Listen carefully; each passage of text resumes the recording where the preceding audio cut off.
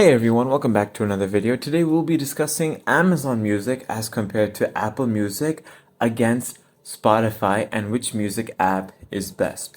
Let's get started. So first, I'd like to go ahead and give you a quick poll result of which music service app is more popular. As you can see here, number one is Spotify, and in second place we have Apple, and on a close third we have YouTube Music. So again, I like to point out as that Spotify is far more popular as compared to any other music services.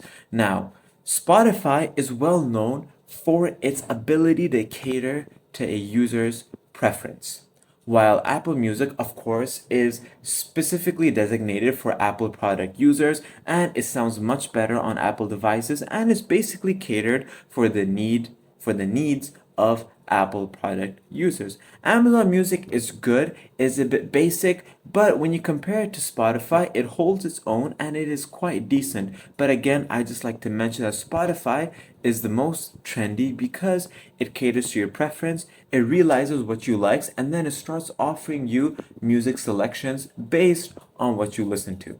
So in my opinion, I like to say that Spotify is the best music service app available in the market. I hope this video was helpful. Thanks for watching.